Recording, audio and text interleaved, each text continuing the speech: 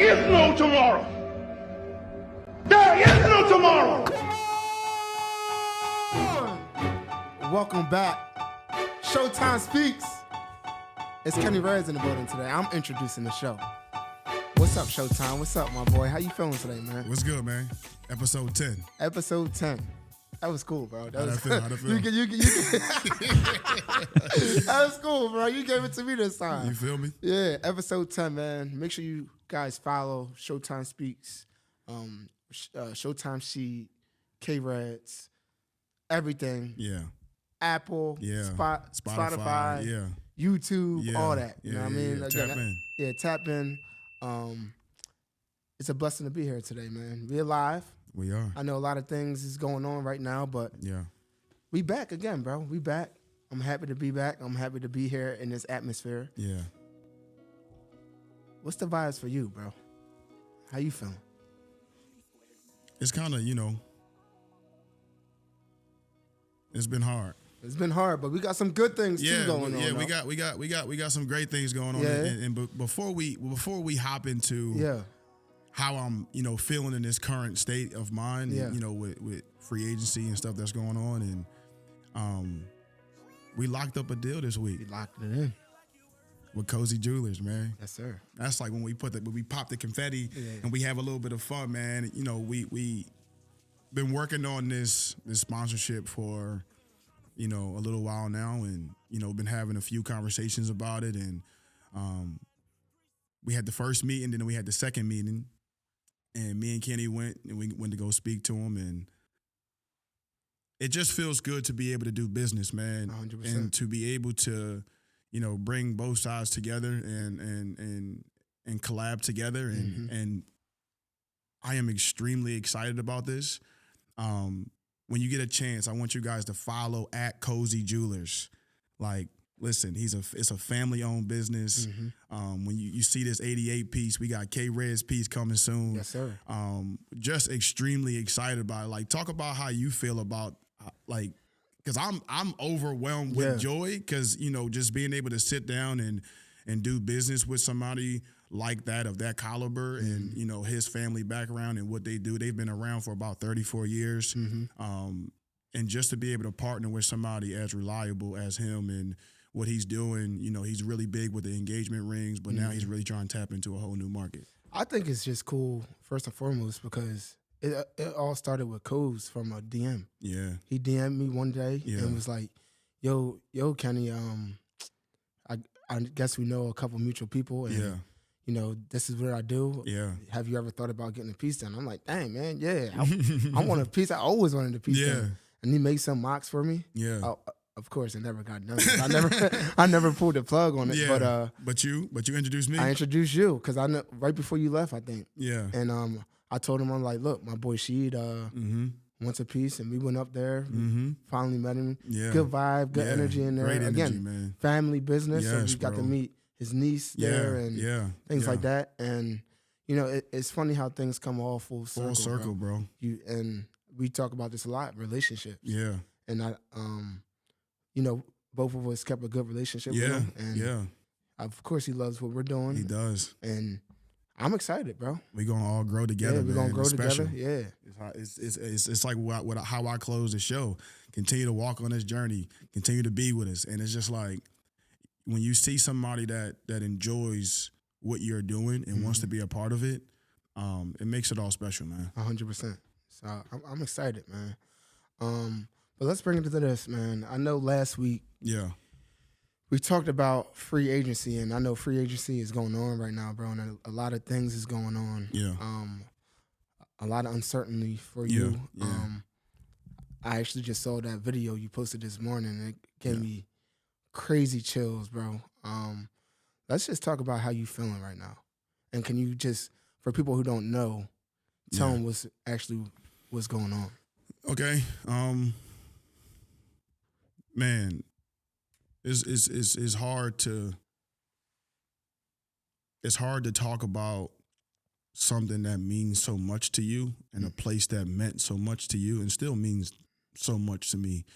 It's been a lot going on with this whole process, and in free agency, like we talked about the uncertainty, you talked about, you know, all the feelings that go into it and how you can prepare all you want, but when it gets here, it's here. It's here, right. And it puts you in a chokehold, and it makes you question everything. And was holding on hope that I would be back in Winnipeg, and there was a lot of, you know, business stuff going on, and a couple transactions happened, and then it kind of was just like, you see the writing on the wall a little bit, but you still don't know, and you still hold out hope.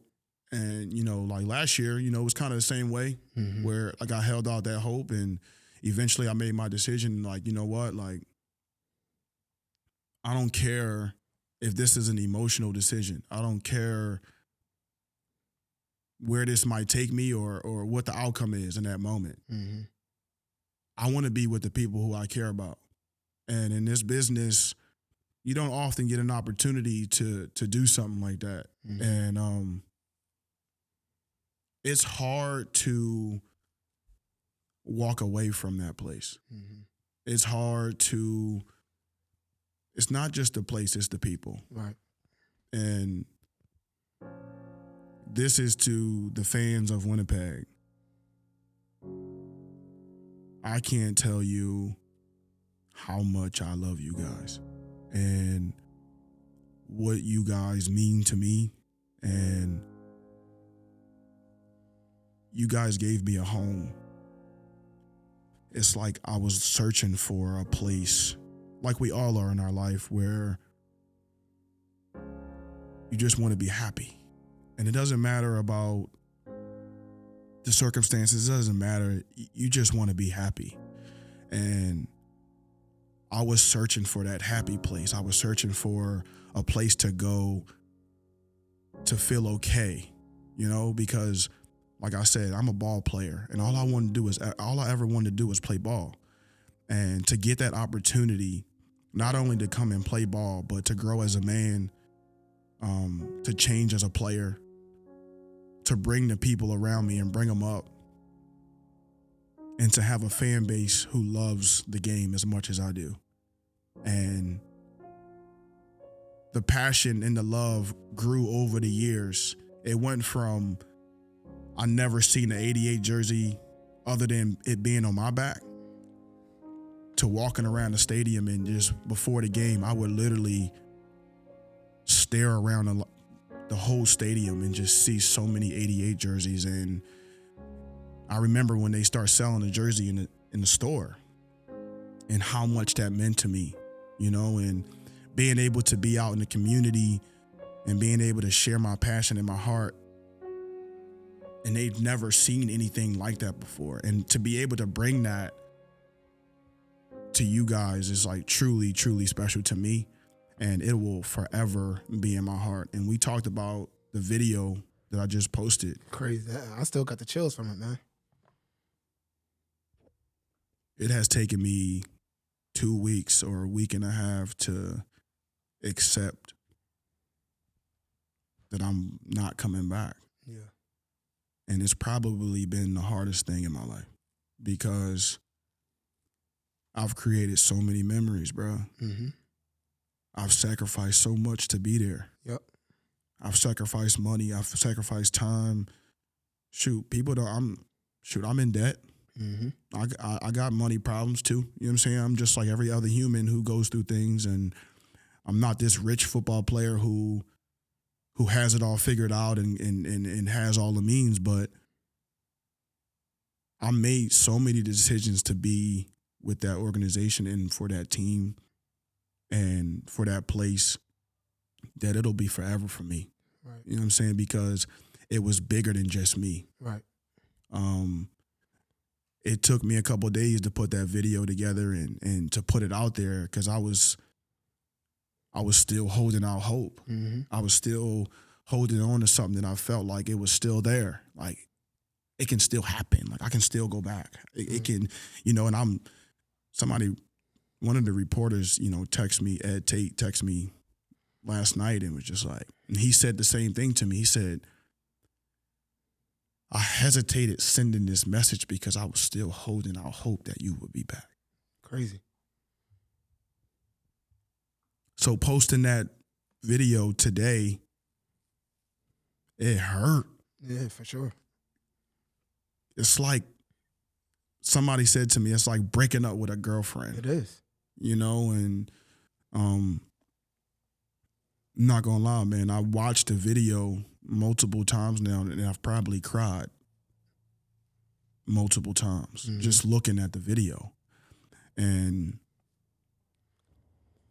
I left my heart out there in that football field, bro. And everybody know that too, bro. You know, and that's the thing, man. And I opened up my phone and I'm seeing so many comments and I'm seeing what everybody's saying. Mm-hmm. I left my mark, man. You left your mark for sure. You know, and I play the game for respect. I play the game to influence people. I'm this kid from Philly who took his talent to Canada, who took his talent to a place where I'd never been in my life, and people don't even know where it is on the map. Yeah. And when I spoke about Winnipeg, I spoke with like it was my city. Mm-hmm. You know what I'm saying? And when you win championships in a city, you get a chance to feel something that a lot of people can't feel. Mm-hmm. Like we talk about that championship energy and we talk about that vibe, but like I don't think people really understand. Winnipeg didn't win a championship in 29 years. Nah, yeah.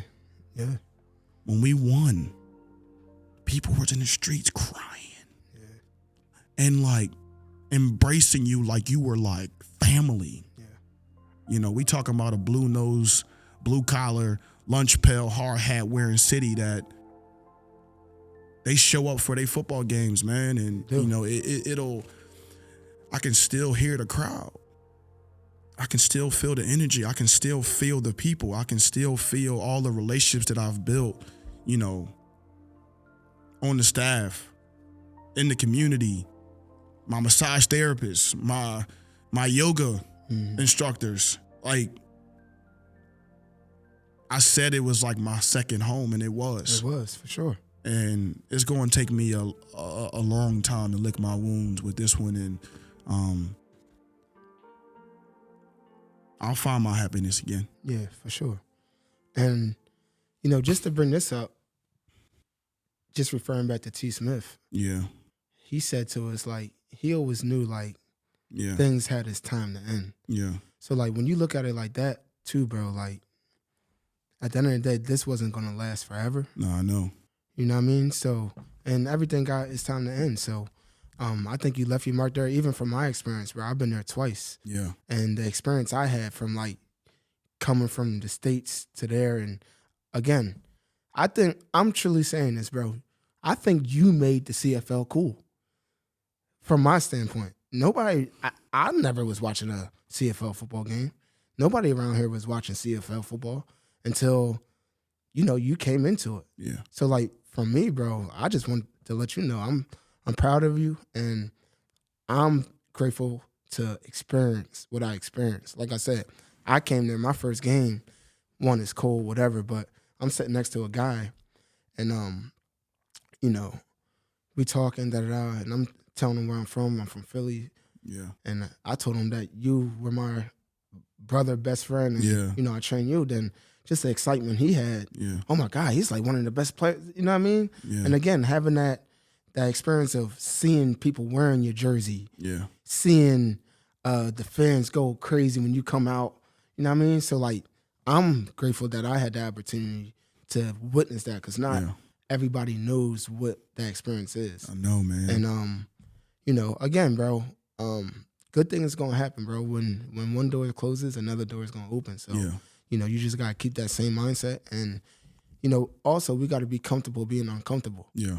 At the end of the day, for the last 4 years, like you said, that was your home. Yeah. And you were comfortable there. Yeah. But again, this next chapter, we gotta start over from the beginning. Yeah. You did it before. Yeah. I mean, you came from the States into the CFL. You wasn't comfortable doing that. Yeah. It's kind of like the same thing. You left the NFL to go to the CFL. Yeah. So now it's just you switching the cities. Yeah. So as long as you keep that same mentality, bro, I think good things is gonna happen, bro. Yeah. T. Smith called me this morning. I guess he just had watched the video too, and he said what you said. You know, it does sit in the reality part kind of comes in, and you try to see it from that angle. But I don't care. Nah, yeah, I know, bro. Because I feel it. Yeah. And it did make me feel good when he said to me, he talked about him leaving Baltimore. Yeah. He was like, I ain't gonna lie, shit, I cried. Yeah. And you don't really hear that. Yeah. You know what I'm saying? Like, and when he said it to me, it made me feel like it's okay that I know I'm going through this moment right now. You feel me? And it's just like, I will get back on my feet. You feel me? I will. But it's hard, man. It is. It's hard, and it's supposed to be hard. Mm-hmm. I was talking about this yesterday. I feel like I fight between the two versions of myself. I fight with the motivational ShowTime Speaks side, and the person who has some answers, like motivational stuff that I know what I need to tell myself. Mm-hmm. But I'm also fighting with that little boy version of me that's crying out saying, you remember when you were a kid and you were probably like 6 or 7 years old and your mom dropped you off at school and there was nobody around, and you really was just like, no, I just want to go home. I just want to go home. Mm-hmm. That little boy is crying out right now. And I need to learn that it's okay for that little boy to cry out. 100%. You know what I mean? And I'm giving myself that grace. Yeah. Because I have to move on. Mm-hmm. And I think the hardest thing is to move on. Right.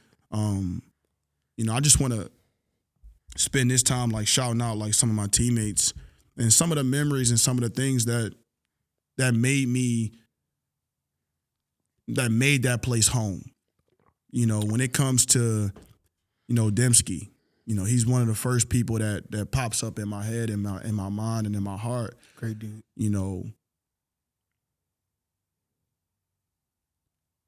I never thought that I would have a Canadian brother. Mm-hmm. It was times where I needed family so bad out there that like one day, like he was like, yo, just come with me to my family's dinner. And I want to publicly tell you how much I respect you, how much I love you, bro, and what you've done for me in my life, bro. And, you'll be my brother forever. You get what I'm saying? Because you gave me something that I needed during a time of grief, of time when, I lost somebody, and your family embraced me. And I just want to tell you how much I appreciate you, bro. But yeah, Kenny, we've been through a lot, bruh. And we can laugh about it now. And I've talked you off of so many ledges. You talked me off of so many ledges, man. And you being a big bro, being, you know what I'm saying? Like, I won't even say little bro, man. We just brothers, man. I think that we come from similar backgrounds of trying to make it out of where we from and holding our energy and our passion on our shoulders. Your son, your wife, I love you, bro. You feel me? And I want you to do great. I want you to succeed. I want you to be the best player that you can be. And I want you to continue to keep leading your family, man. Jackson, I can't leave you out, bro, because I know you're going to get upset with me. But Jackson, my Christian brother, we are so much alike in our passion and who we are. Congratulations on your retirement. You've given the game so much. You've given the game a big part of you. You made your own name for yourself. And I can honestly say, man, you're my brother forever, for life. And I truly, truly appreciate you, bro. The list goes on and on. Wally, my spirit animal, you know what I'm saying? Like, my white brother. You feel me? Just got married in Australia, man. I'm so proud of you for who you are and the man that you're becoming. Congratulations, bro. We went to yoga together almost every week. We tapped into a different kind of space, a different type of frequency that you helped change my vision on how I see the world. You showed emotion so differently, and it really resonated in me because I show my emotion differently. And people sometimes don't understand us, but we're confident in who we are, and we made each other feel confident in who we were because we rocked together. Continue to play that damn guitar. Continue to sing your heart out. Continue to be you. Continue to be Wally, the life of the party. And I love you, bro. Zach Caleros, man, my guy, my quarterback, the trigger man, 8-ball. You challenge me in so many different ways on being a better receiver, more than you know. Our text messages, our love that we share, your wife, your kids. I told you, and I said this before the Grey Cup, our last Grey Cup. I said it in front of the whole group. It changed my life when I was able to, I would see you with your kids after the games and after practice and after all those times. I want that. And to watch you be happy, it don't matter what was going on throughout the day, practice, we had a bad game. When I saw you beeline to your wife and kids, it really gave me hope and a vision of, I want that one day in my life. And I appreciate you, bro. I can continue to keep going down the list of people who mean a lot to me. Al, the head medical trainer in Winnipeg, you gave me a safe place to come and talk. You gave me so much that I never thought I could take from a person. You don't say many words, but you just had an energy about you that we just clicked. You know, I respect you. I respect what you do. You take care of all the players. You do a tremendous job of what you do and controlling that crazy medical room. I love you, and I thank you for all of that. Fadi, you mean a lot to me. You know who you are. Fadi, you hold that locker room together. And I just want to tell you how much I love you, all the Slay Queens, your daughters, everybody, your wife. I will forever, love you guys and appreciate you guys. But head coach, everybody. I mean, I don't want to keep going down the list, but you guys know how much I love you and how much I care about you. That's love, and I'm sure they love you too, bro. My bad, bro. I got into space. Look, My man, bad. this is what it's for, bro. For you to let that out, you got to let that out. But I'm sure every single one of them guys, said the same thing about you, bro. And me knowing you as my brother, I know you bring a different element to any place you go. Yeah. So, just as much as you're gonna miss them, they are gonna miss. They're gonna know. Yeah. Trust me. Yeah. That first week of camp practice, they're gonna feel that, bro. So, again, you left your mark, and as long as you know that you gave everything you got, bro. Yeah. And it's hard to say I gave everything I got and I still didn't get the result I wanted. But as long as you can look yourself in the mirror and be like, look, man, you gave every single thing you got to this organization. Yeah. You got to be okay with it, bro. Yeah. Know what I mean? You got to, because it'll be different if you didn't. Yeah. Know what I mean? Because you'd be like, damn, if I would have did this better, I probably would have been, you know what I mean? But that's not the case here, bro. So, again, good things gonna happen, bro. Just continue to work, continue to grind. You already know. You already know. This is only the beginning. I'm gonna let these tears fall. Yeah. I'm gonna tell people how much I care about them. Yeah. But I'm still a dog. Yeah. Don't. You know what I'm saying? I'm being emotional and I'm talking about it.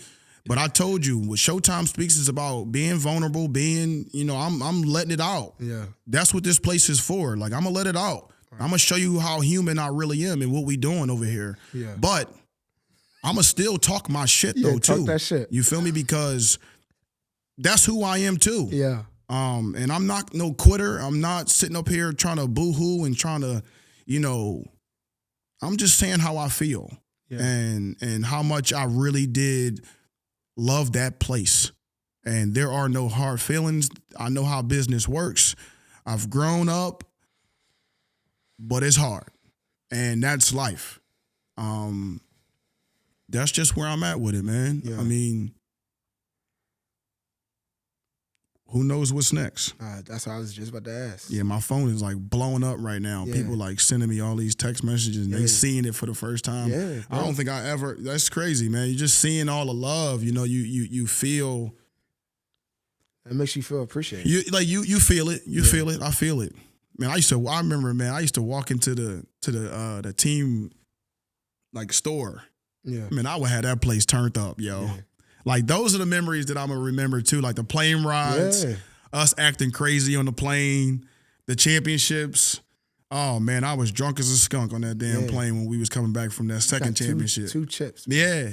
But, that's the best part. And I think, and not speaking for you, the hardest thing might also be, right, you always experience going like it's like the Warriors, going to the Patriots, being with the Patriots for a long time, being with the Chiefs. You've been to 4 back-to-back trips. That's crazy. That but looking at it like that, like you did a lot, bro. When you look at it from that angle, it's just like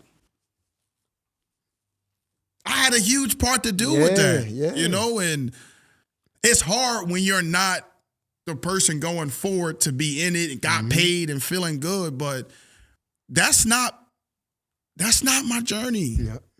My journey is for God to use me in a different kind of way. And he's maneuvered me in so many different ways and made me a better man and made me a better leader and speaker that I have to go through this stuff. Right. I have to be in these spaces because that's what God is using me for. Facts. And you got some good things going, bro. I really do, though. It's hard to see the blessings in the losses that you take. 100%. But sometimes you take losses just to gain a couple more wins. Yeah. And maybe maybe the big win is coming. It's coming. And like we said this past weekend, we got, Cam used to say it to me all the time, bro. He said, yo, I asked him one day, and I'm talking about Cam Newton. I was like, bro, how do you maneuver through success? And he was like, you know what, take the small wins. Just accept the small wins and build from there. And it just made me think, like, I feel like we all get so excited about the big win that we don't notice like the small wins, itty bitty wins, like sponsorship, like podcasts, like going forward, still being able to play. Like I'm still good. Yeah. You know what I'm saying? I haven't had a surgery, haven't had nothing major. I'm healthy. I'm good. I'm ready to go. But those are blessings. They are, bro. And it's hard to see the blessings through some of the bad stuff that happened. 100%. But I'm still here, man. Yeah, my boy BG, Billy Gill, always tells me in the gym, whatever, and I tell my athletes this too, little by little becomes a lot. Yeah, I like that. I like that. Keep building them small things up, and before you know it, that big thing gonna come, bro. So, again, the best is yet to come, my brother. The best is yet to come. This episode of ShowTime Speaks podcast is proudly brought to you by Cozy Jewelers. With a legacy of 34 years in business, Cozy Jewelers is located in Newtown Square, offers exquisite craftsmanship. What else? Discovers a hand-picked, hand-set diamonds, quality like no other, family-owned business. He does customized pieces too. That's it? And if you're looking to get engaged, Cozy is your guy. Sheesh. You know what I'm saying? He's got color, clarity, cut, carat. Come on, man. If you want to visit him, if you want to go see him, start by clicking onto the website at cozyjewelers.com and also visit him at Cozy Jewelers on Instagram. And come on now, go on down there and spend that money. Let's go, baby. So, as we wrap up the show, shared so many emotions, talked about my experience, talked about how I'm feeling, talked about some of my teammates who, I strongly care about. And there were more, and if I miss you, I'm sorry, but I love you, and you know that. But I kind of want to get into the ShowTime Speaks portion of the show. I expressed that I talked about the little boy version of me, and I also talked about the motivational side of me. And the little boy of me was in the beginning of this show. And, I wanted to express that, and I wanted to show that so I can continue to keep humanizing myself to show y'all that I'm going through real things.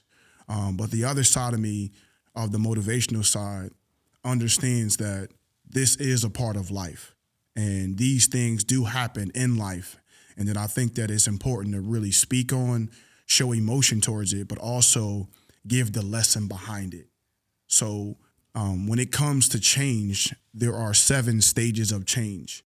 And in the first stage, it's denial.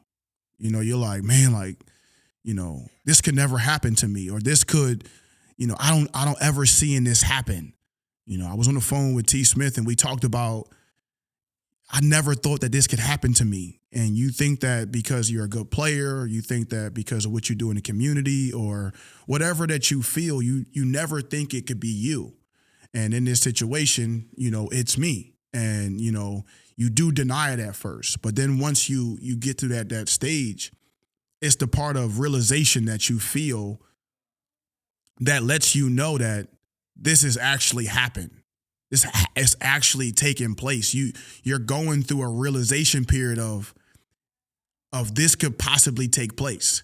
And I went through that this past week, just feeling the realization that like, damn, I really might not be back in Winnipeg. And the thought of that made me go into the next stage. And it's the resistance part. And you start to resist the fact that like, nah, it's not, this can't be true. And you want it to be untrue because you want to live in some of those moments forever, but you can't. And it leads you into the next stage, and that's letting go. And I think that's the hardest stage. The hardest stage is letting go, man. And a part of letting go is being vulnerable, trying to get through it, allowing those tears to fall, allowing that pain to take place. But then it leads you to the next stage. And that's you searching for a brand new you, a brand new place, whether that's walking away from the game, whether that's starting your new business, whether that's playing for a new team, whether that's whatever that is to you, whatever that is to me, I'm searching for it. And once you get to the next stage, it's understanding the meaning of change. Change is, it can hurt, it can be beautiful, it can be special, it can be whatever you make it. But sometimes you just got to get up and move. And me getting up and moving is me speaking in front of this mic and me pouring it all out and me helping create change, because I'm not the only one going through this. I'm not the only one feeling this kind of pain. It's so many other athletes that are just like me that are going through this same kind of thing. And they may need this, they may need to hear these 7 stages. And in the end, you got to accept that change. And accepting the change is when you know that's the stage that you want to be in. And I hope that I can come close to accepting that change and moving on with my life and moving forward. And also knowing that my impact and my heart and my passion was felt.